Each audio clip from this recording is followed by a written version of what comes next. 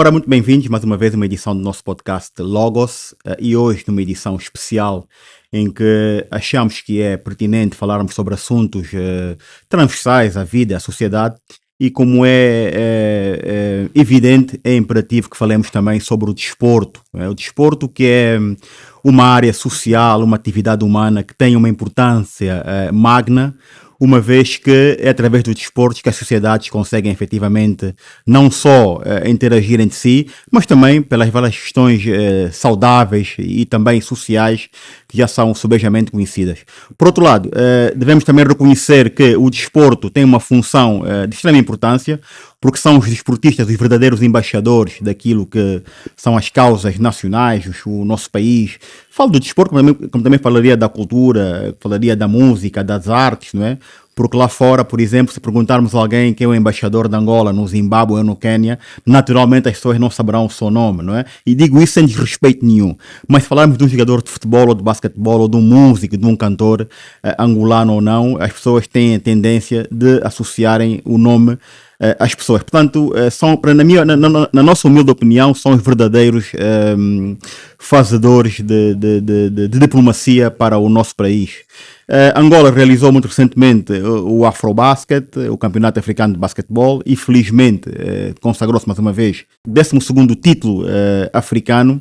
E por esta razão achamos que seria de todo importante convidar alguém que nos pudesse, de certa forma, falar do seu percurso, da vida como desportista e também de alguns exemplos e quais são os desafios do nosso país e como é que vem Angola numa perspectiva de um país que almeja alcançar futuramente mais títulos, mas para isso, como não há omeletes sem ovos, não é? Naturalmente que é preciso que se trabalhe, que haja dedicação e que haja vontade de fazer as coisas. O meu convidado, escusa apresentações, é o Felizardo Ambrósio. Miller, muito obrigado por aqui estás. É um prazer receber-te aqui. Erlander, muito obrigado pelo convite. Desde já estás de parabéns pelo teu podcast.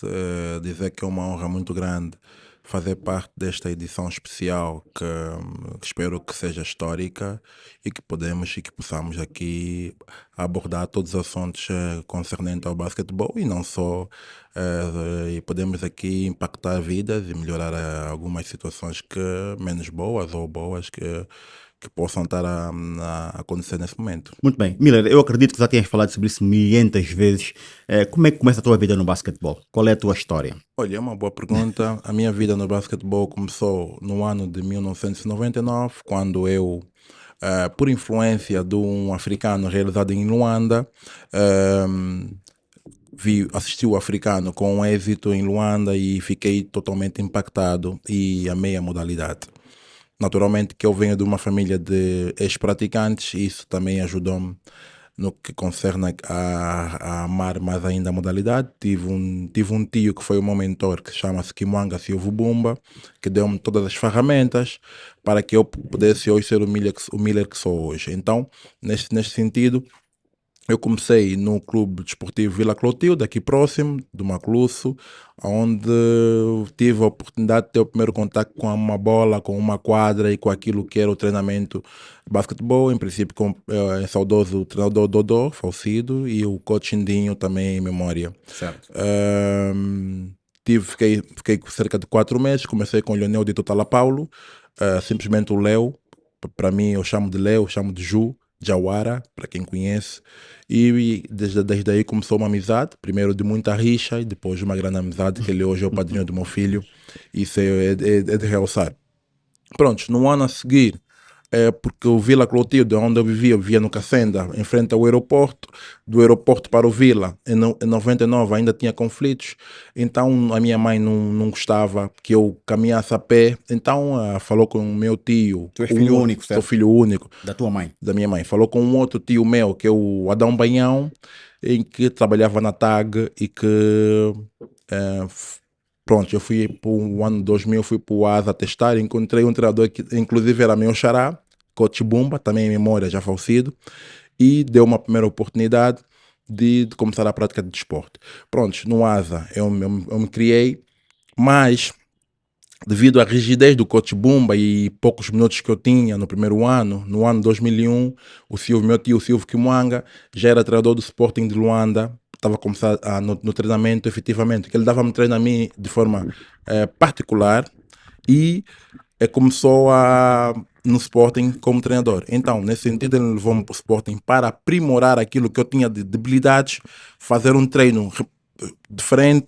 Isso surtiu efeito porque quando fiquei 3, 4, 5 meses no Sporting, eu quando volto para o ASA voltei um outro Naquela jogador. altura era o que hoje chamamos de PT, não é? Exatamente, nós chamamos PT. E voltei um outro jogador com outra mentalidade, porque encontrei uma forma de treinar e encontrei uma vibe muito boa. Não fiquei no Sporting, porque o Sporting na altura não reunia as condições que um jogador que quer atingir o alto rendimento precisa. Então, nesse contexto, voltei para o ASA, onde numa das minhas idas para a DEFA, no sentido de tentar sair de Angola, encontrei o professor Carlos Diniz, que me viu sem me conhecer, perguntou se eu era atleta, eu disse que sim, disse que eu era atleta dele, que foi à minha casa, falou com os meus pais, tentou me levar para Portugal. Pronto, fora isso, eu não fui para Portugal, todos os meus amigos foram, eu fiquei em Angola desmotivado, continuei a treinar. Coach Necas deu uma oportunidade na equipa sénior. Eu, como era muito treino, tinha 15 anos, não aguentei o primeiro treino, ele mandou-me embora e o coach Necas foi mandado embora.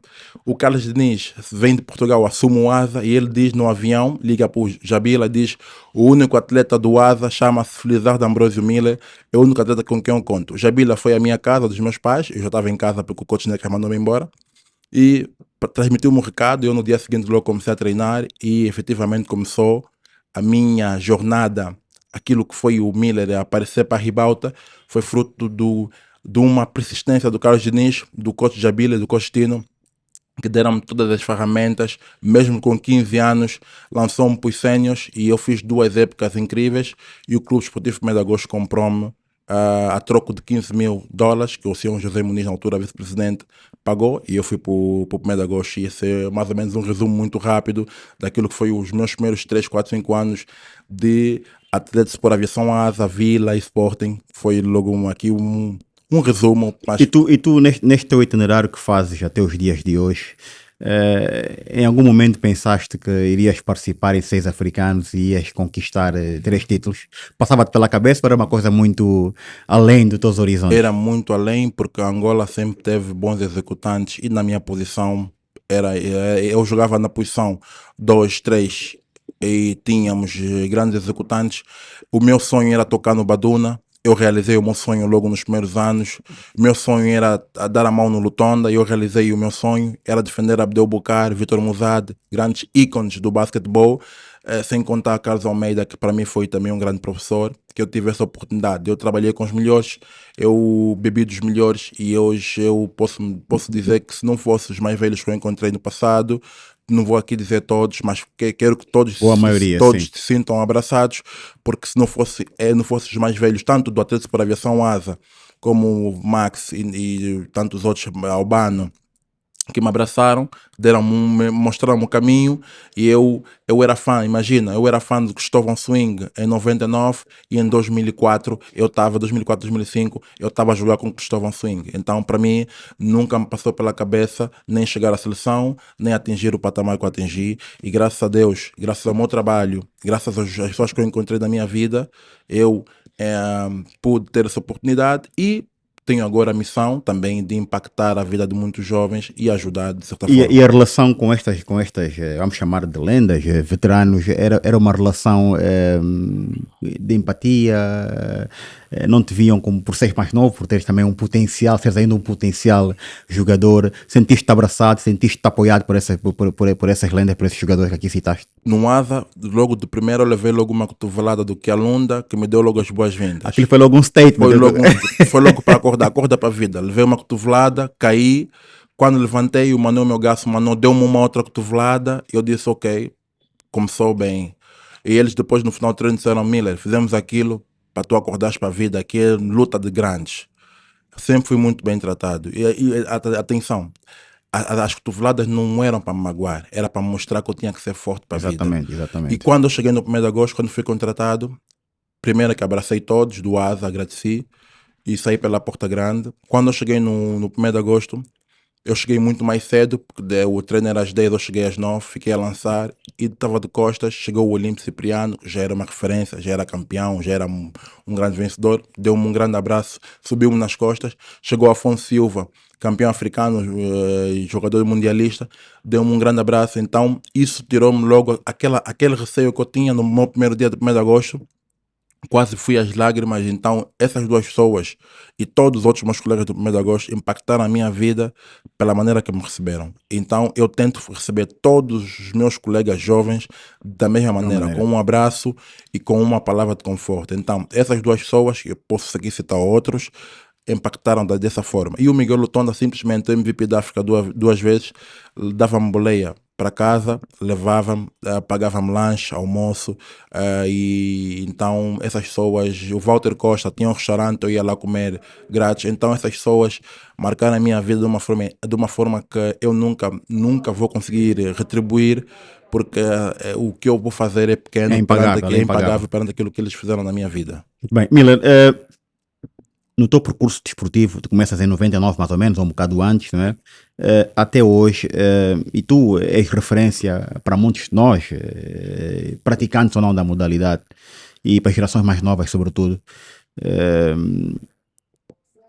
que avaliação é que tu fazes das melhorias ou não das condições da prática do basquetebol em Angola? Isso refere-me das coisas mais básicas, a qualidade dos campos de futebol, dos campos de basquetebol, as condições de alimentação, porque a responsabilidade dos clubes não está só, obviamente, não está só circunscrito às quadras de basquetebol, a qualidade do ensino desses jogadores, se são acompanhados ou não, se ingerem quantidades suficientes de energia, de calorias para poderem praticar o basquetebol. Achas que ao longo desse percurso as dificuldades continuam aí seguramente, mas achas que houve melhorias? Sim, melhorou muito, porque eu comecei onde era permitido jogar em campo de cimento e campos abertos. Depois foi proibido, a prática de desporto de alto rendimento nesse tipo de pisos. Hoje em dia, depois, nós tivemos uma crise muito grande que afetou os clubes, e só 1 ou 2 clubes conseguem pagar um salário condignamente, que o atleta consegue ter tudo isso que acabaste de dizer. Então, de um tempo a esta parte, eu posso dizer, de forma geral, melhorou. Mas de um tempo a esta parte, nós estamos a regredir em termos de condições para a formação dos nossos atletas. E eu começo por dizer que existe uma grande dificuldade em os treinadores conseguirem se formar naquilo que concerne ao treinamento, fazer clínicas, fazer preparações, fazer reciclagem. Então, faço aqui um apelo que os clubes ou de quem de direito possa dar um suporte, porque nós precisamos formar mais Brunos, mais Silvios, mais Coquilas, mais Gilson Bangos. Precisamos continuar a formar atletas, e para isso também precisamos que melhorar o nível dos nossos formadores, porque efetivamente em Angola ainda não está regulamentado, e qualquer pessoa que acordou hoje pega uma bola de basquete e vai dar um treino. Não está errado de todo, mas é necessário munir essas pessoas de conhecimento para que não mutilem nossas crianças e não mutilem nossos jovens. Porque o treinamento, existe pedagogia, existe a carga, existe tudo isso, e é importante que essas pessoas estejam abalizadas no que estão a fazer, para que não caímos no empirismo, e que aconteceu com muitos atletas deixarem de jogar aos 20 anos, 25 anos, porque levaram muita carga e houve um desgaste prematuro daquilo que eles podiam jogar até os 30, 35, 30, 40, por exemplo. Então, quero com isso dizer que nesse sentido de treinamento, nós precisamos melhorar, precisamos dar formação aos nossos formadores, precisamos de... Mas onde é que está a falha para não se formar mais treinadores? Porque, pronto, isso também tem sido uma prática quase que generalizada, porque às vezes temos a tendência em assumir que todo jogador tem que ser necessariamente treinador, e não é assim. E o mundo está cheio de exemplos, e isso em qualquer modalidade, né? Há indivíduos que nunca tocaram numa bola de futebol, por exemplo, um José Mourinho nunca jogou futebol, ou se jogou pouco futebol e foi o treinador que foi, não é? O basquetebol é igual. Será que temos de acomodar essas pessoas por terem sido as lendas do basquetebol, ou é necessário que haja mesmo uma força dinâmica para que essas pessoas tenham formação para treinar essas pessoas? Temos que acomodar essas pessoas que praticaram basquetebol, mas tem que haver um casamento entre o treinamento, enquanto ele está a começar a sua carreira como monitor, e depois dando sequência ao nível 1, depois nível 2, depois nível 3, e depois fazer vários clínicos de formação. O problema é que as formações são caras, são pagas. Eu posso dizer na primeira pessoa, eu fiz a formação agora, terminei de grau 1 com 18 valores Sim. em Portugal, e Terminaste agora? terminei e era para começar agora o grau 2, mas vim aqui para o Afrobasket e optei por fazer o próximo ano. Dando assim mais ou menos um horizonte. Caro estamos a falar de quê? De mais de 10 mil dólares, 20 mil dólares, 5, 10? Não, muito menos. Muito Para menos. para eu que vivo em Portugal, que não tenho custos de casa e alimentação, posso dizer que me ficou com transporte e locomoção 1.500 euros. Sim, mas se agregamos agora essas questões da Agora, acomodação, exatamente, transporte, sim. para quem vai sair da Angola, É caro. tem que ficar no hotel, é caro. caro. Para mim, que vivo lá, e eu tenho a facilidade também, como sou residente, eu pago Sim. ligeiramente mais em conta. Para quem vem de um outro continente, é mais caro. É muito mais caro, sim. Mas, pronto, metendo aqui num pacote, eu acho que 5.000 euros para quem vai sair da Angola com hotel, locomoção, Qual é a duração alimentação. do curso? Depende. Pode ser a duração do curso são 1 ano efetivamente, porque tens a parte teórica que é online, depois tens a parte presencial que é mais um mês, é um mês de teórico, um mês de presencial, depois tens a parte de estágio, componente de estágio, que é o ano todo, tens de fazer 1 ano de estágio, então, É caro. não, calma, 1 ano de estágio, tu podes fazer 1 ano de estágio em Angola, tu só precisas ficar em Portugal um mês, efetivamente, para quem sai de Angola, você fica um mês, depois pode fazer o estágio aqui. Em Angola, tens que ter um tutor. E pelo que eu ouvi, a única pessoa que é tutora em Angola, de treinadores que fazem o grau 1, o grau 2 em Portugal e grau 3, é o treinador Raul Duarte. Pelo que eu ouvi. Porque eu estou mais ou menos a tratar de ajudar alguns atletas para irem, treinadores para fazerem, então estou mais ou menos por dentro. Já o grau 2 é concentrado, tu pagas muito mais. Podemos falar, eu estou lá, estou de 2.000 euros, 2.000 e tal com transporte, mas é concentrado. Tem uma parte que é concentrada. Depois tem o grau 3, também é concentrado. Então, para quem vive lá, é mais em conta. Para quem vai sair da Angola, é ligeiramente mais caro. Mas não achas que seria, não sei se é execuível ou não, estas são online, não é? Não, a primeira parte, a parte teórica, é online. Faz online e tens que passar.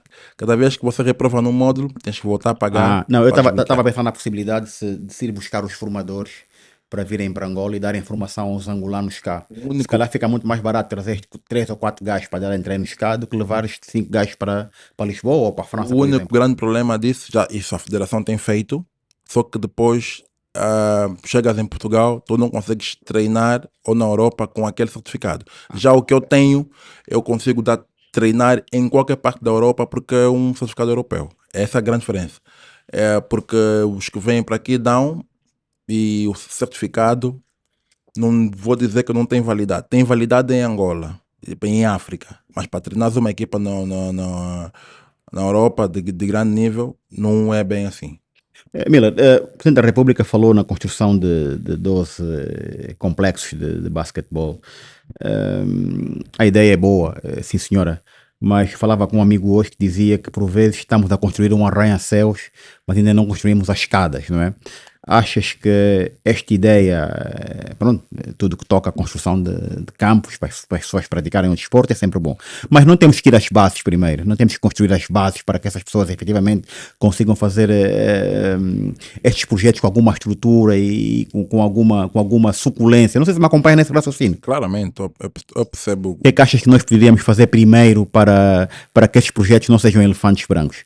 Olha, eu tenho acompanhado o que a Federação tem feito com uma associação, posso assim dizer, que a primeira-dama, Ana Dias Lourenço, é a A madrinha, padrinha, sim. assim, e tem feito reestruturação de alguns pavilhões aqui em Angola e já beneficiou o Formigas, o Vila e o Atlético para a Aviação Asa, e sei também que o pavilhão de Sporting também vai entrar nisso. Porque o que eu quero dizer com isso? A ideia é boa, é salutar, porque aquilo que eu disse no meu tempo era a céu aberto e com pavilhões sem condições. Hoje em dia tem condições, se bem que eu vou aqui deixar um apelo para que possa melhorar as condições do piso. O piso é o mais importante, porque é o piso que pode diminuir aquilo que eventualmente possam ser lesões no futuro. A ideia do senhor presidente camarada João Lourenço é uma ideia muito boa, mas tem que se depois realmente analisar e ver para que não tenhamos elefantes brancos como temos em algumas províncias, ou dos pavilhões que foram construídos por ocasião do africano e de basquetebol e de handebol de 2007. Então, pronto, tem que se ver. Eu não sei qual é realmente o plano, qual é realmente a perspectiva, mas eu sou da opinião que nós podemos ter pavilhões mais justificados possíveis, mas se nós não investimos no homem, Claro. vamos acabar por pecar, porque não vamos ter pessoas com hábitos, pessoas em condições depois de passar o conhecimento. Pois, porque a ideia que fica é que, sim, o país está em grande júbilo porque, enfim, ganhamos mais um africano e estas coisas agora, as emoções estão ao rubro, não é? Mas sabemos que daqui a uns meses, não é, as coisas depois das euforias baixam um bocadinho. O que importa é saber se há efetivamente continuidade, não é? Tu nos africanos que já ganhaste, e não são poucos, são 6, não é? Perguntava-te se as coisas que vocês, como grupo, nem falo aqui da equipa técnica, vocês grupos, jogadores que são a vossa atividade performativa, que são os indivíduos que nos dão as alegrias, não é? Sabemos que é um conjunto, até o indivíduo que limpa o chão, o indivíduo roupeiro, não é?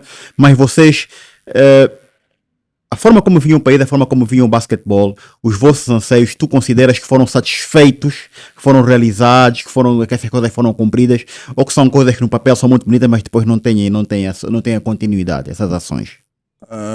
É um tema sensível, mas eu vou tentar abordar da melhor forma, porque ainda bem que fez uma pergunta pertinente, uma pergunta muito boa. Naturalmente que nós jogamos a mais alto nível durante mais de 15 anos, 20 anos da representação de Angola, e posso dizer sem medo de errar que nós fomos muito felizes.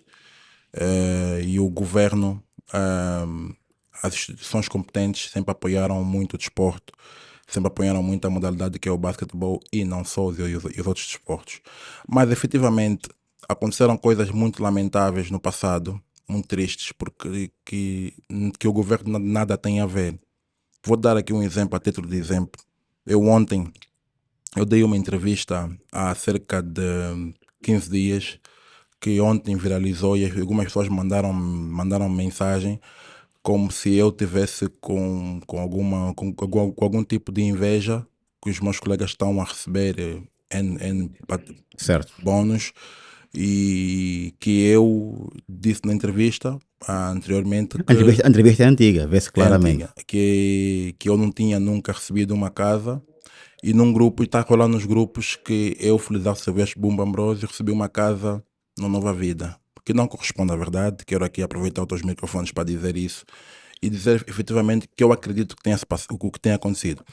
No ano de 2007, quando Angola, organizou o Afrobasket de Luanda, tanto em basquetebol, tanto em handball, e Mogestin, e na pessoa do governo, atribuíram apartamentos ou casas no Nova Vida para as seleções de handball e para a seleção Basquetebol. de basquetebol.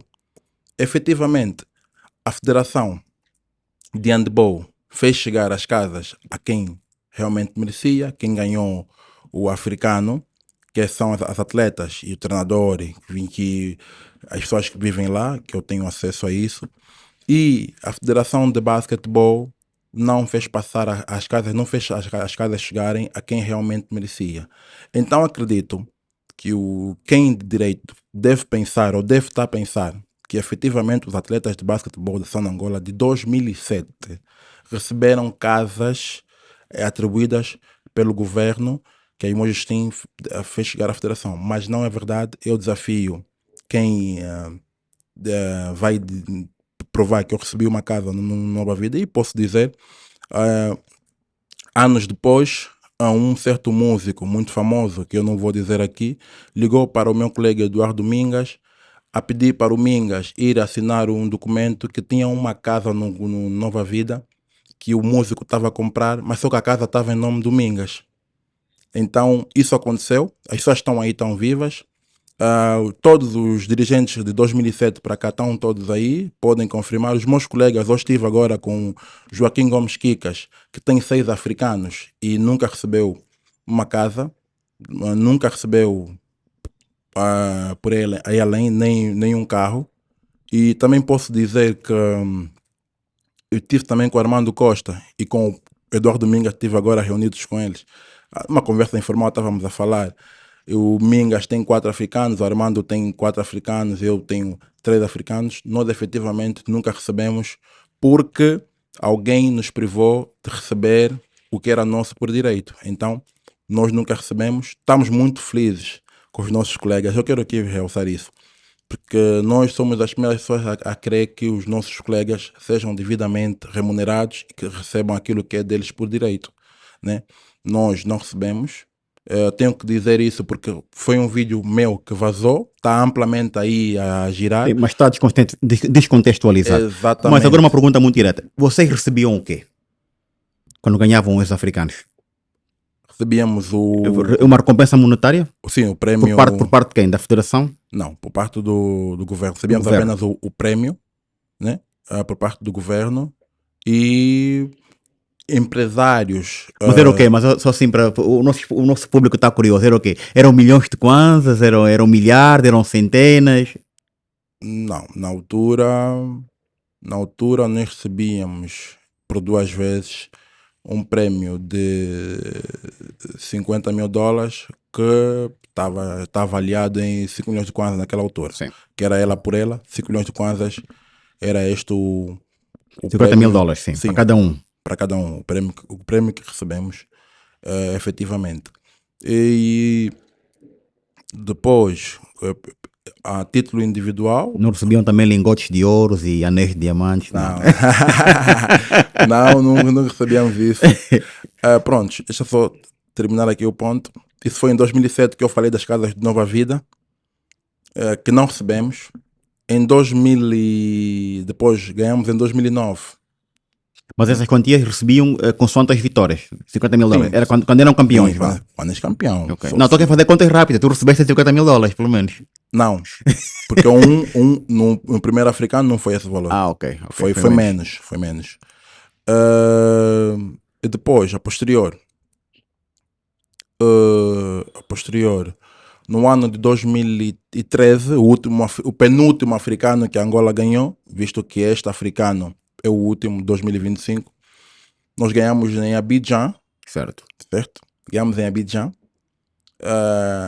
Também nos foi dito de uma forma que iríamos receber uma casa no Sekele. Inclusive pediram nossos documentos para que nos fizessem chegar a casa ou de forma dada ou de forma pagada, de forma renda resolúvel. E também não recebemos, ninguém recebeu atletas, mas tomamos conhecimento que outras pessoas receberam e têm as casas no Sekele. Então, para informar que eu, a Felizardo Silvestre Buma Ambrosio, nunca recebi uma casa dada quer dizer, o Estado deu, mas nunca chegou. Alguém fez usufruto da tua exatamente. Casa. Nunca a tua recebi, casa não, é da casa que supostamente seria para ti. Exatamente. Nunca recebi. Também nunca recebi também um carro. Recebi carro de pessoas privados, privados. Sim. Privados. Então nunca recebi isso que está a girar que eu recebi. Nunca recebi. Recebi apenas o prémio, né? O prémio em dinheiro. E foi o que eu recebi. Recebi também um telefone e comunicação limitada da Movicel e acho que também da Unitel. Mas prémios assim avultados, quero que continuem a, Não, não, nada a contra, sim, dar, sim, mas claro. eu nunca, no meu tempo, nunca recebi.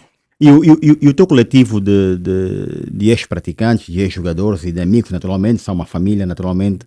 É esse o espírito que paira no ar ou sentem, de certa maneira, injustiçados, embora não exista nenhuma inveja em relação às pessoas que estão agora a receber os prémios que estão a receber, porque também conseguimos perceber que as coisas mudam, são outros tempos, não é? E há outras disponibilidades que não havia outra hora, não é?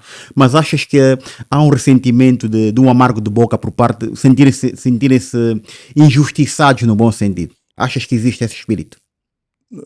Olha, nós acreditamos que antes do décimo Depois segundo, queria ir para uma outra questão que tu também falas, não sei se é aquele vídeo, que é a questão da segurança vou social, chegar lá, antes do décimo segundo ao primeiro título, não é? certo? Então, para chegarmos no décimo segundo, os tempos mudaram naturalmente, mas existiram 11 títulos antes. Prontos, naturalmente que não, nós todos queremos que os nossos bravos rapazes recebam tudo aquilo que é de direito.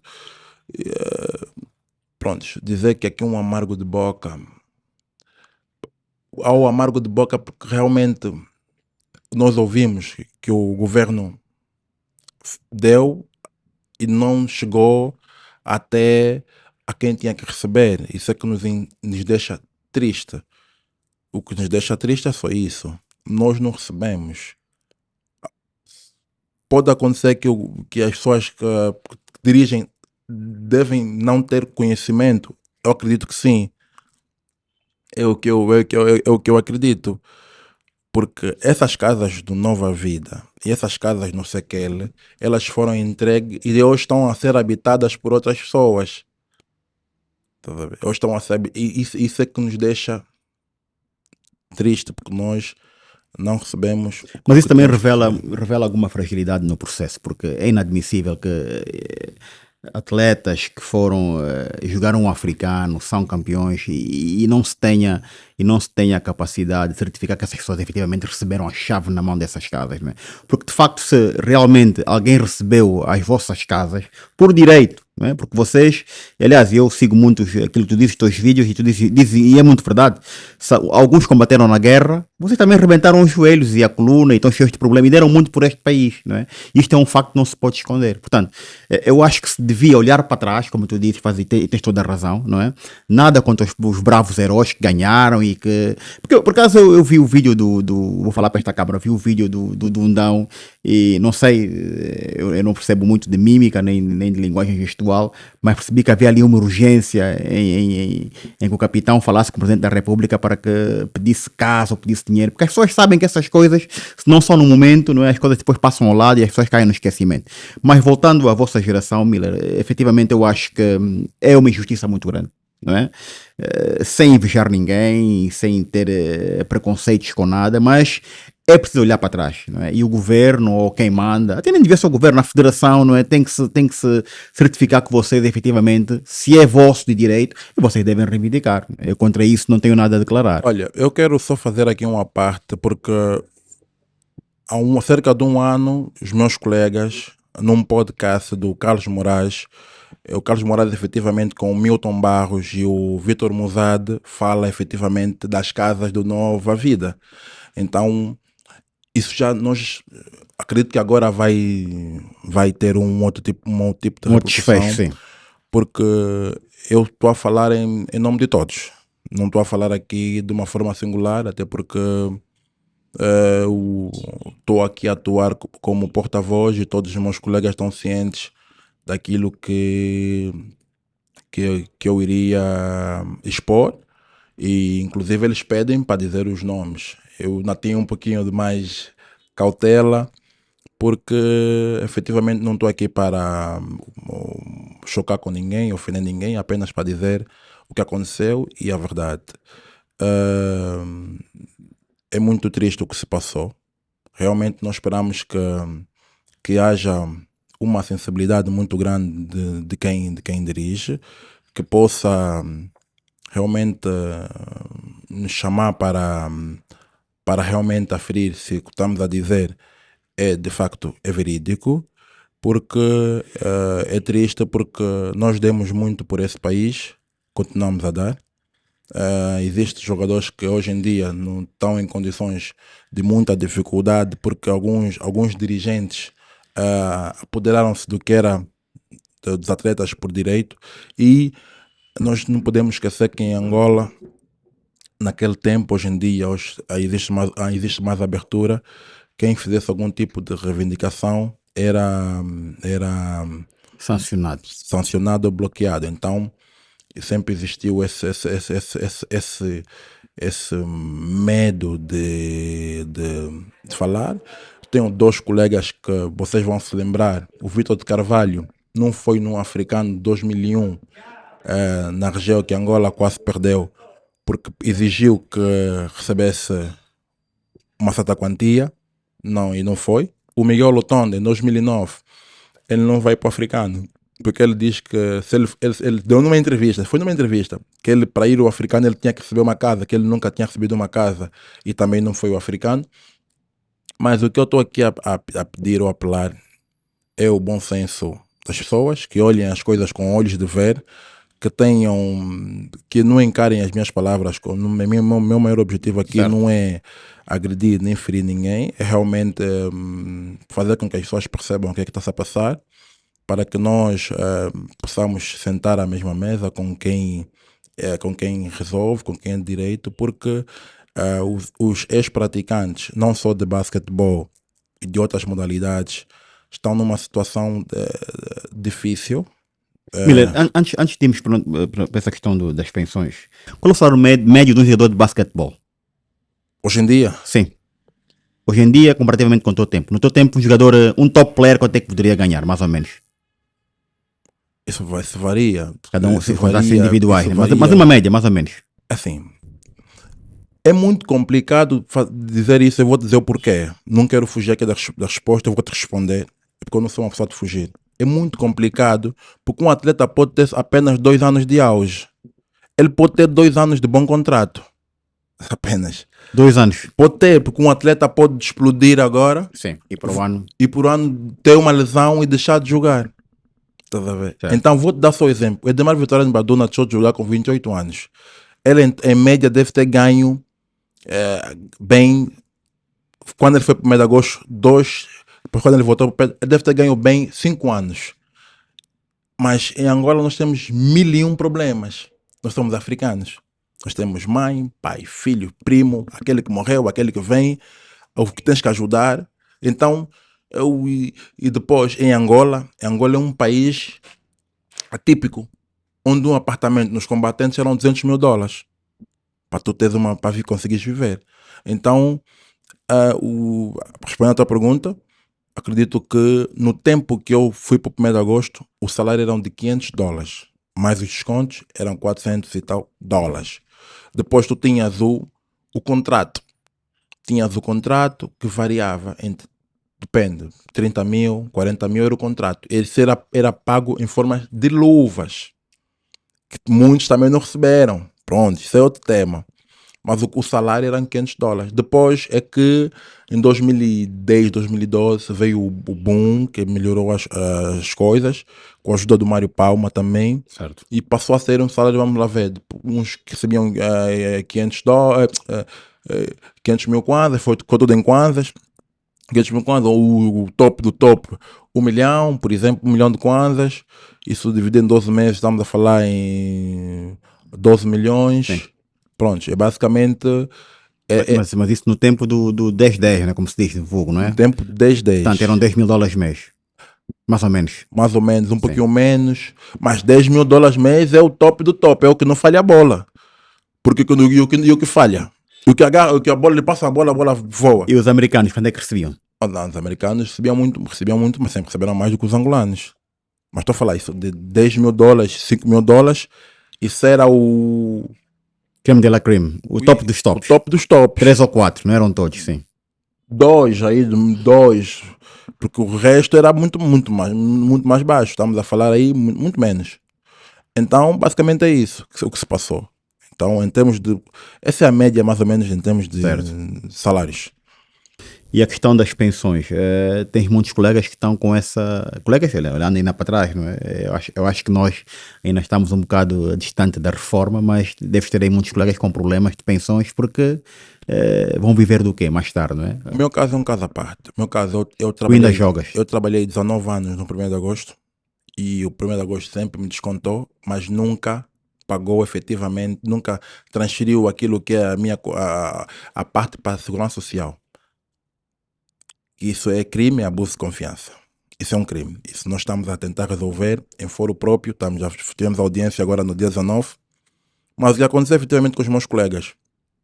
E vou falar aqui, os meus colegas no geral, olímpicos e não só, é que, olímpicos e pré-olímpicos, também temos Sim. atletas adaptados que aconteceu, é que não tinham, não existia uma lei em Angola do desporto para que o desporto fosse profissional.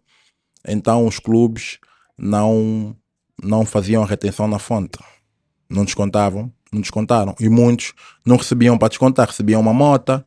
Uns o contrato era com grades de cerveja, outros outros era eletrodomésticos, era os salários. Sim. Desculpa que te diga, Erlander, o mais velho Jean Jacques foi no podcast da Wanda Pedro e ele disse efetivamente que ele não tinha como descontar, porque ele recebia mota, recebia assim, não tinha efetivamente um salário. Fogão, um frigorífico, com Fogão, ar-condicionado. frigorífico, ar-condicionado, era desta forma. E o Erlando Coimbra também foi, também já disse que era grade de cerveja, o melhor não era grade de cerveja. Então, não existia uma lei e estes jogadores não foram descontados. Ou quer dizer, os jogadores em Angola não foram descontados, porque não existia uma lei. Mas como aquilo que eu venho aqui apelar, venho aqui dizer, aqui não estamos aqui para tentar Para melhorar, sim. arranjar uma solução. Porque efetivamente nós, atletas olímpicos de Angola e pré-olímpicos, já fizemos muitas cartas a solicitar, a pedir que haja intervenção para que seja solucionado esse problema. E até o momento não tivemos muito sucesso. E não estamos a falar só das pensões. Estamos a falar que um jogador olímpico ou um jogador que deu muito por Angola não consegue ir ter uma assistência médica em caso de estar doente Uma ou uma emergência qualquer, emergência, não sim. consegue. Um atleta olímpico e pré-olímpico e não só, não consegue ir a um pavilhão assistir um jogo de basquete ou de futebol ou de luta porque não tem um cartão que diz que ele é um jogador olímpico. Atenção, o jogador olímpico é o topo da pirâmide que em toda a parte do mundo tem acesso à saúde e para ele e os filhos têm acesso ao cartão para assistir jogos ou atividades esportivas grátis e free e têm acesso a uma pensão por ser um atleta olímpico, porque são os portas-bandeiras. Atleta olímpico é o porta-bandeira. Então, nesse preciso momento, nós tivemos duas fatalidades. Posso dizer que uma do nosso lendário Hall of Fame, Ângelo Vitoriano, a quem eu sou filho de criação do Ângelo, que por essas situações e todas mais, falta de realmente apoio psicológico primeiro. Nós temos que ver que o atleta, quando deixa de jogar, precisa do apoio psicológico para até aceitar, para Claro. entender. O Ângelo ficou muito doente durante muito tempo e precisou de ajuda em certos momentos, alguns momentos recebeu, mas isso essa ajuda para o Ângelo tinha que ser contínua, não só, tinha que ter uma pensão para conseguir poder suprir as suas necessidades, sentiu-se afetado psicologicamente e, deixou com que a doença consumisse e Claro. ele acabou por morrer. Tem mais a ver com tudo aquilo que ele estava a viver. Tivemos também o caso do Afonso Silva, também ficou gravemente doente e foi socorrido, mas efetivamente ano após ano acabou por ficar mais débil e também morreu. E depois temos o caso do nosso naturalizado, que é o Regimur, que o Regimur entrou numa depressão profunda porque o fim de carreira precisa de apoio psicólogo, precisa de apoio médico, precisava de ser Ser acompanhado. acompanhado, integrado, e o Regi Moura acabou por cometer algo que eu não vou aqui dizer, porque eu nem me sinto bem em falar isso, mas que pronto. Então, para cautelar esse tipo de situações, é necessário que realmente olhem as coisas com olhos de ver, porque nós somos humanos, nós demos tudo em prol da pátria, nós fomos combater como os militares foram combater, nós levantamos a bandeira mais alto possível, nós demos tudo que tínhamos e hoje em dia temos N mazelas que é muito difícil de voltar a ter uma vida normal. Então, por esse motivo, é que eu vou aproveitar mais uma vez os teus microfones para pedir que olhem para esta situação, que possam pelo menos receber a Associação dos Atletas Olímpicos e Pré-Olímpicos de Angola, para realmente ver quais são as necessidades que muitos de nós estamos a passar. E eu digo isso, eu ainda estou numa condição que consigo estar bem, para as pessoas não pensarem que estou frustrado, não sei, não, estou bem, estou mentalmente muito bem, saúde muito bem, ainda consigo custear as minhas contas, mas efetivamente tenho colegas meus É duro, é duro, que é é duro. duro, que estão numa situação mais difícil e que muitas das vezes já nem conseguem, já nem voz, nem força para falar. Então, por esses meus colegas é que eu dou aqui a minha voz, mas as pessoas não podem olhar isso como se fosse família, têm que olhar isso como se fosse um todo, Um coletivo, sim. um coletivo que está aqui a falar, a transmitir e a pedir encarecidamente, com todo respeito, mais uma vez, que possam receber a presidente da Associação dos Atletas Olímpicos e podemos aqui tentar aferir quem realmente precisa de ajuda médica, quem realmente precisa de, se calhar, uma cesta básica, um suporte, o que for possível. Toda ajuda é Toda bem-vinda. ajuda é bem-vinda e é necessário porque muitos estão em situação que não têm uma moradia, não têm como se locomover, não têm uma casa, porque a casa que era para eles receberem foi realmente Alguém alguém recebeu. recebeu por eles e outros também que ganharam muito e nunca receberam uma casa. Eu vou dar só exemplo. Nós tivemos aqui o nosso maratonista João Tiamba, né, que tem mais de 5 Jogos Olímpicos, foi porta-bandeira de Angola. Pô, então é um senhor de excelência que foi porta-bandeira mais de 5 Jogos Olímpicos e efetivamente precisamos de olhar para esses nossos heróis, para essas nossas lendas, Para terem mais todos para dignidade. terem mais dignidade. E vou aqui fazer uma outra parte. Nós tivemos aqui, Angola tem 2 títulos no feminino, basquetebol feminino, 2. Foi ganho pelo professor Aníbal Moreira, pela seleção lendária de Nacela Morissa, que foi 2 vezes MVP da África,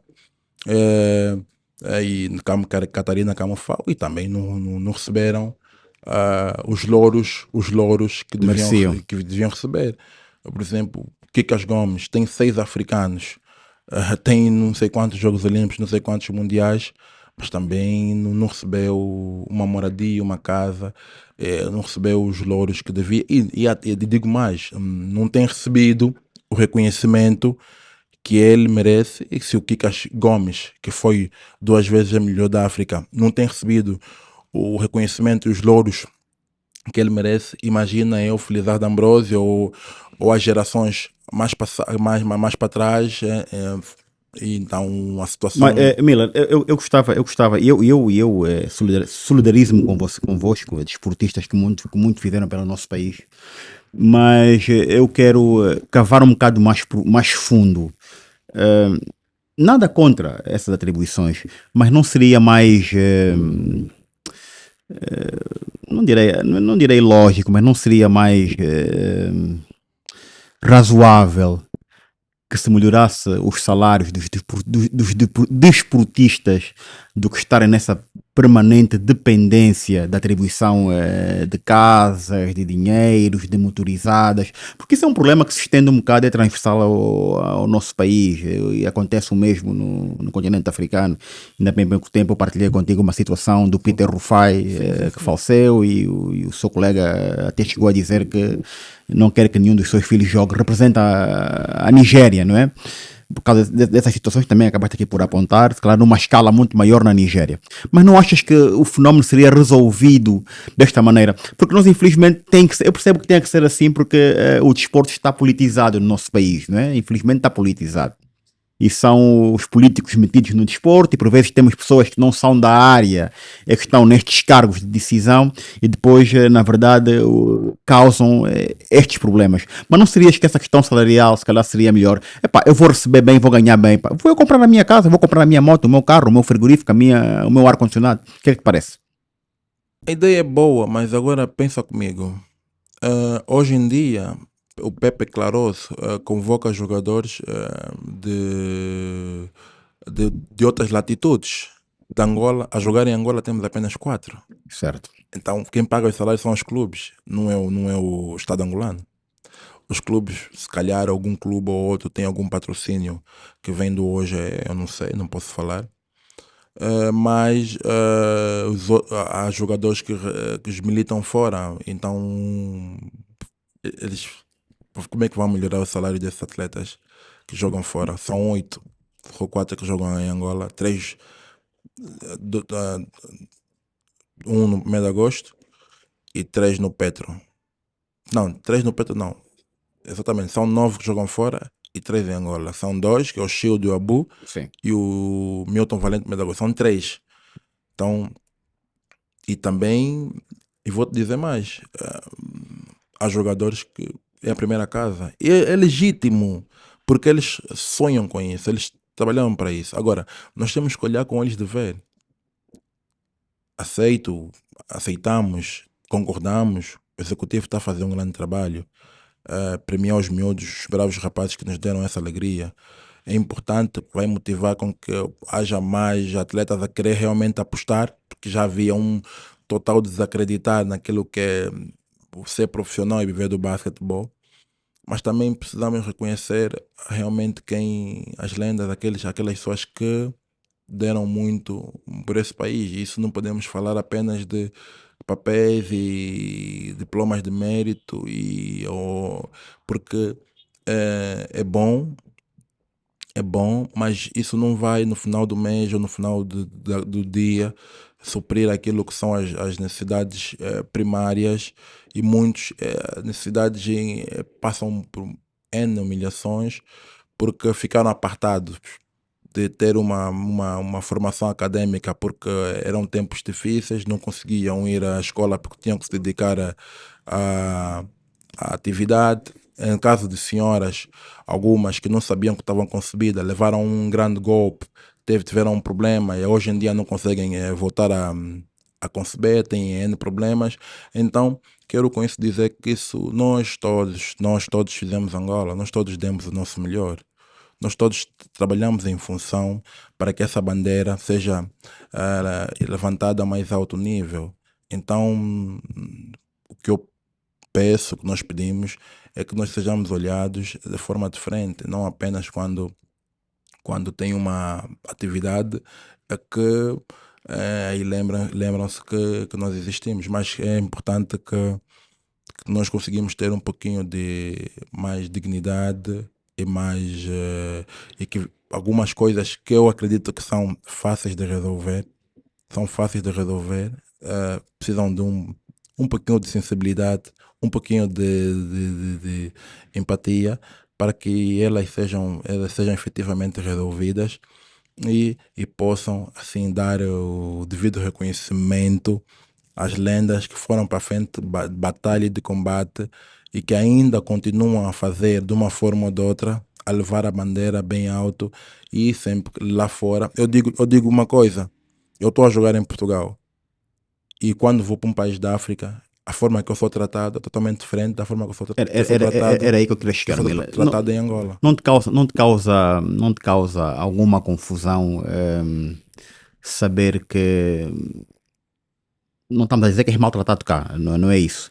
Mas perceber que lá fora és abraçado de outra maneira, és acarinhado de outra forma, no estrangeiro e no teu país não tens o devido reconhecimento. Não é devido reconhecimento, o reconhecimento é diferente, vá. Sim, pronto, falaste bem, não quer dizer que eu sou maltratado Certo. aqui, mas é aquilo que eu disse, já aconteceu em Portugal, onde eu estou a viver, a forma que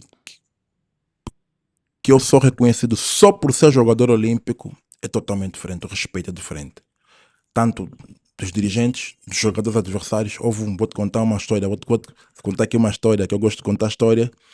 Durante um jogo de campeonato, houve um atleta que estava a me defender, ele depois foi no meu ouvido e disse, pô, ouve lá, o que é que tu estás aqui a fazer, pá? Pô, tu és jogador olímpico, com esse nível, com essa carreira que tu tiveste, o que tu estás aqui a fazer? Eu fiquei minutos sem conseguir responder.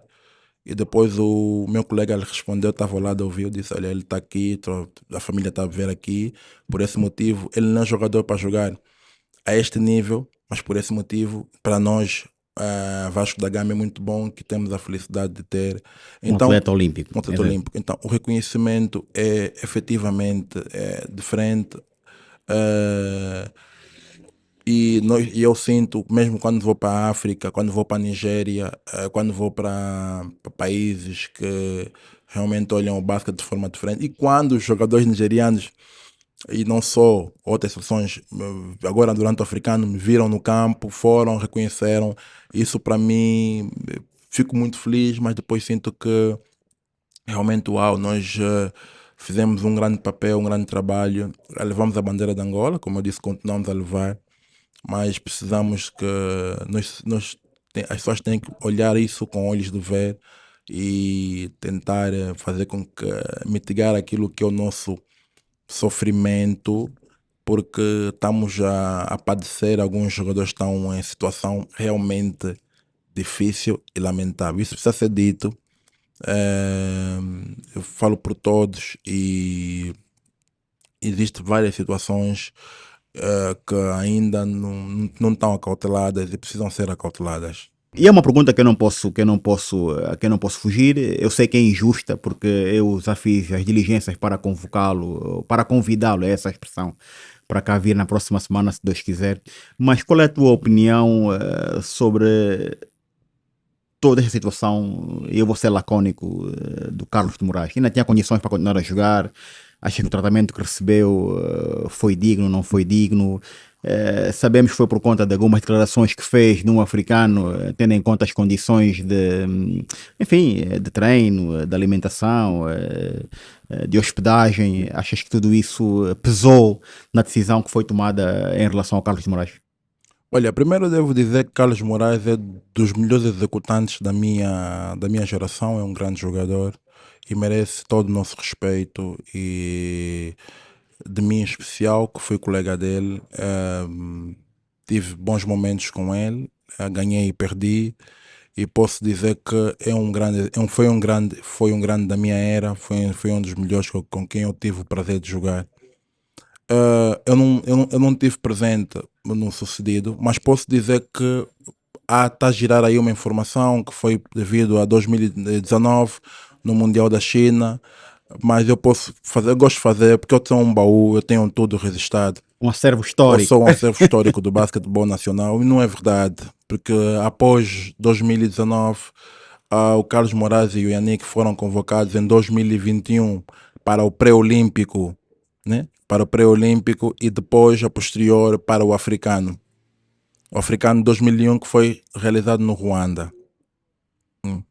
O Yannick, que por sinal é meu amigo, meu filho, não sei por que razões, disse que não estava em condições psicológicas, fez um vídeo, espalhou nas redes sociais, a dizer que não estava em condições Para representar o de país, representar sim. o país naquele momento, porque ia se casar, não estava bem, tinha problemas, e também acho que aconteceram algumas situações que eu não estava. Então, E essas desculpas, na tua ótica, vou chegar lá. E o Carlos Moraes jogou o africano, por acaso nós ficamos acho que em sexto ou em sétimo, não sei, em sexto acho eu, e jogou. Depois foi convocado outra vez para uma janela, para a primeira janela, e o Carlos Moraes, segundo o treinador, meteu uma carta a dizer que estava lesionado. Foi-se tratar e depois o treinador não mais o convocou, não sei os motivos, o treinador amplamente já nas conferências de imprensa disse os motivos, que é uma opção técnica e tática, é a opção do treinador e nós temos que respeitar.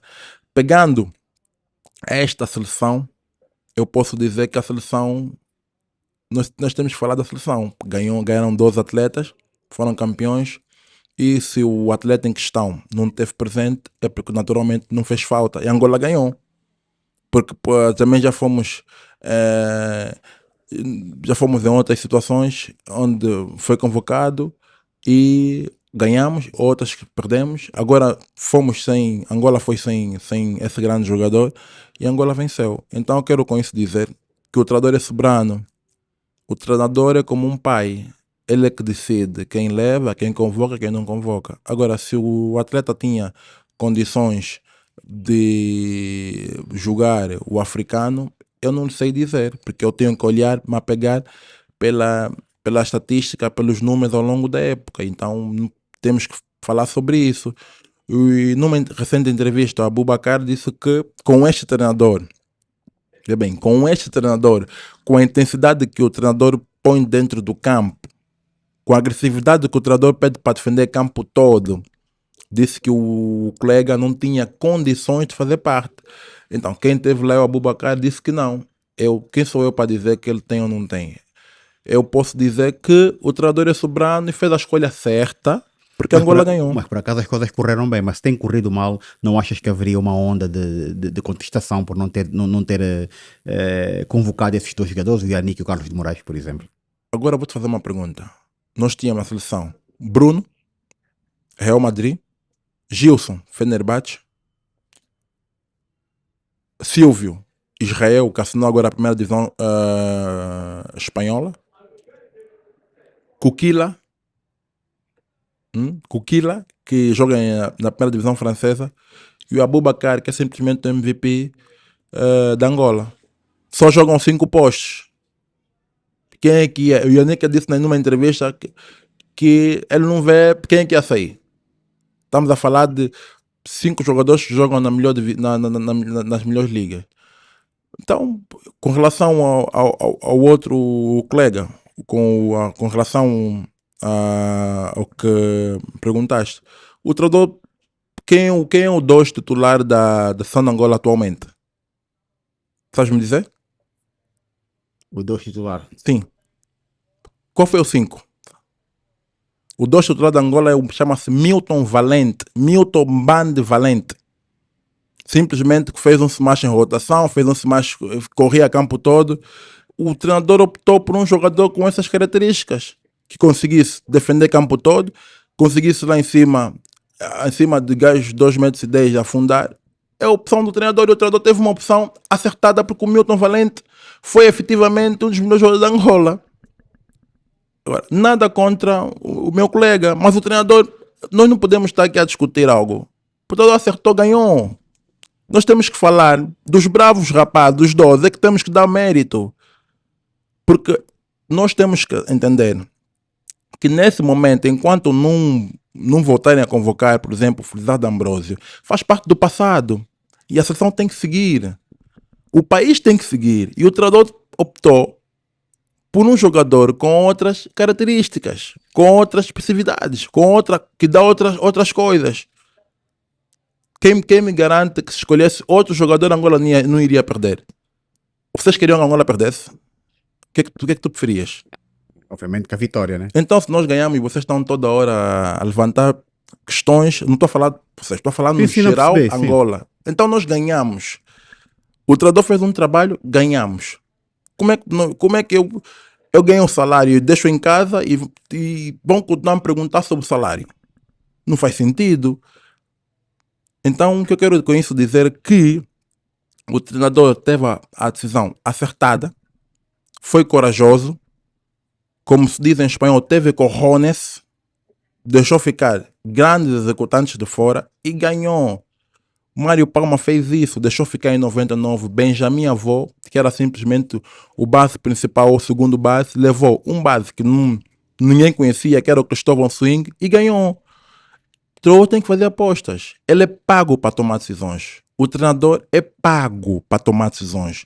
E tomou uma decisão que, no meu ponto de vista, no meu ver, é a decisão acertada porque ele ganhou. Porque também se ele perdesse, eu ia dizer, não, eu tinha mesmo que levar o fulano. Mas como ele ganhou, já nem é tema. Para ti é o fim de discussão. É o fim de discussão. Nós continuamos a discutir algo que é o fim de discussão. Nós continuamos, lógico, merece respeito, temos que enaltecer muito a carreira, tudo que fez, e não só dele, como de todos nós que passamos Do por coletivo, ali, do sim. coletivo. Joaquim Gomes Kikas, 2 africanos, também saiu. Todo mundo vai ter que sair. Eu, Miller, não posso me fazer de vítima, eu fui muito feliz. Eu não posso me fazer de vítima, eu fui muito feliz. E aquela homenagem do Bruno de ir buscar a t-shirt, pareceu-te bem? Homenagem, se me passou Homenagem, bem. quer dizer, o Bruno no final do jogo vai buscar a t-shirt do Carlos de Moraes e vai chamá-lo e é abraçado pelos colegas. Vês aquilo como um ato normal, não é? Não é um ato de, na verdade, de tentar repor a legalidade, como se diz. Vejo como um ato normal, vejo como um ato normal, um ato bonito do Bruno, um ato que até eu fiquei emocionado. E o atleta também ficou emocionado, é bonito de se ver. É um jogador muito importante para a nossa história. Foi o último MVP, agora foi o penúltimo nesse caso, porque o último é o Shio Dundão. E pronto, foi um gesto bonito do Bruno. Embora que Angola venceu, e nós temos que enaltecer e falar dos 12. Não consegues perceber? Nós temos que enaltecer e falar dos 12, temos que dar os louros e os méritos aos 12, temos que dar os prémios e as benesses aos 12 e toda aquela equipe técnica. Realmente foram eles que lutaram, trabalharam 12 meses, ou 4 semanas, 5 semanas, 6 semanas. Foram eles que entraram dentro do campo, foram eles que sofreram. Nós sofremos por fora, mas eles dentro do campo. Foram eles que deixaram ficar as famílias de fora. Então, efetivamente, são eles que têm que ser reconhecidos e postos aqui. Todos eles. Muito bem. Agora, o que passou, passou. Nós temos que realmente falar das lendas, falar dos feitos que já fizemos, mas nesse momento nós temos que reconhecer o trabalho que eles fizeram e dar aqui, porque é uma almofada uma almofada de oxigênio, porque o basquetebol precisava voltar a vencer. Bem, Miller, para terminar, temos um minuto, muito menos de um minuto. Parabéns pelo excelente trabalho que tu fazes. Tu fazes muito trabalho em silêncio e isso para mim é muito nobre. De jovens jogadores, quem tu apoias dentro e fora do país, para que tenhamos sempre uma máquina que vá produzindo jogadores, passo a expressão. Este teu projeto, como é que está? Os miúdos tens apoiado, sei que é um exercício hercúleo, teremos futuros craques. Sim, claramente. Eu tenho dito que eu gosto de devolver o basquete tudo aquilo que o basquete me deu.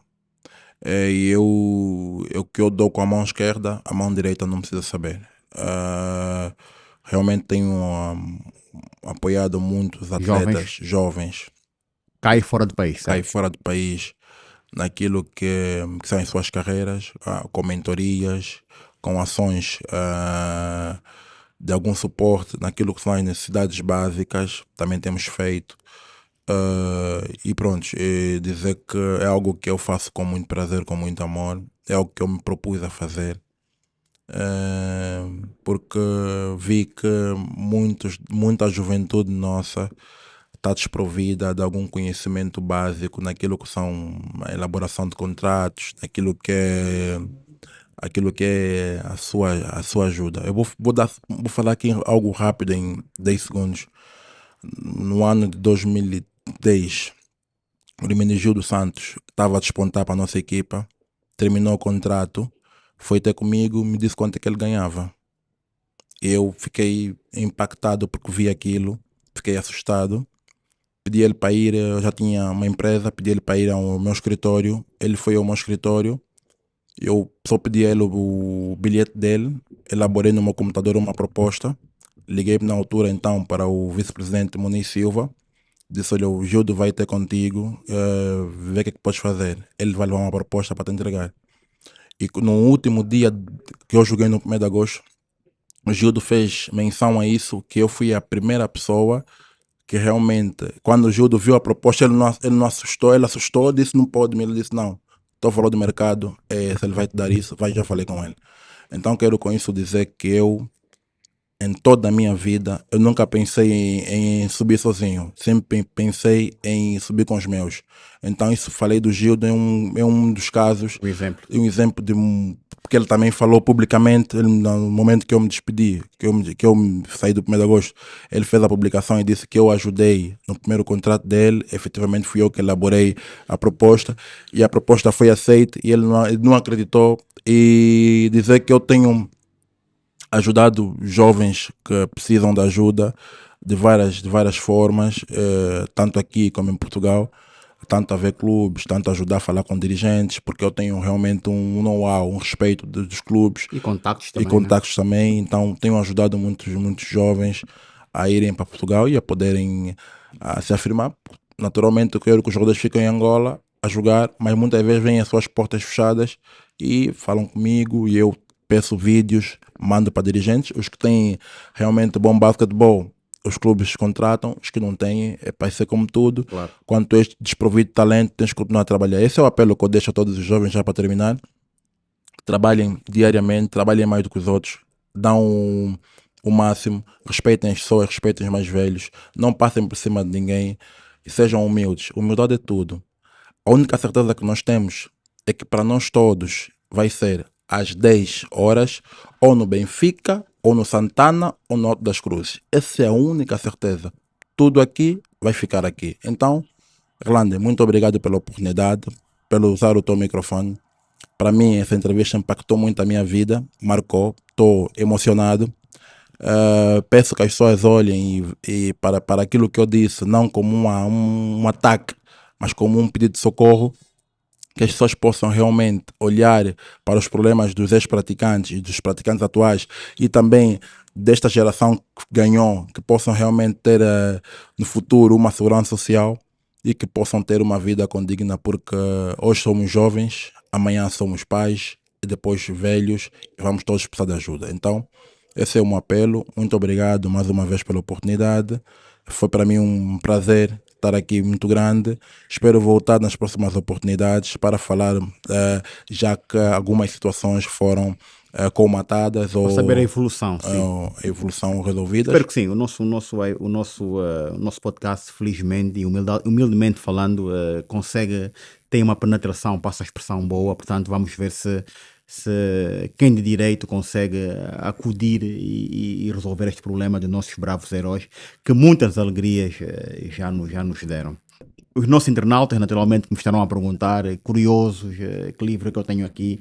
É um livro muito interessante que foi escrito por William Roden, que é $40 Million Slaves, que é os 40 milhões de dólares de escravos, né? Este livro fala muito da gestão ou da má gestão dos atletas atletas e não só, indivíduos que têm profissões performativas, jogadores de basquetebol da NFL na América, cantores, artistas, não é? Que ganharam muitos milhões de uma indústria performativa do entertainment americano, mas que no fim das suas carreiras não souberam gerir o dinheiro que foram ganhando e acabaram em paupérrimos, não é? E hoje em dia pedem ajuda. É um livro muito interessante, que é o $40 Million Slaves, ok? Na verdade, o que ele diz é que são jogadores que, infelizmente, ainda não têm, nós, africanos, negros, não temos uma indústria que efetivamente controle toda esta cadeia, que é a cadeia do entertainment, não é? Jogam sim, senhoras, mas os clubes são clubes de europeus, são clubes de brancos, passo a expressão, não é? E simplesmente são indivíduos que jogam ou que cantam, mas não detêm o poder financeiro para conseguirem então ter a sustentação para conseguirem cuidar das suas vidas até o fim das suas carreiras.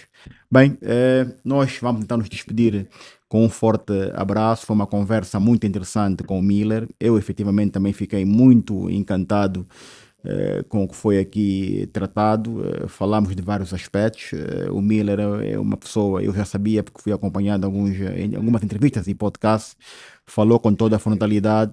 Tenho aqui uma intuição que teremos no futuro um Miller que dará continuidade ao basquetebol, mas num outro formato, espero bem que sim, não é? Portanto, deixo-vos com um forte abraço de saudade e voltaremos numa próxima oportunidade. Um abraço e até breve.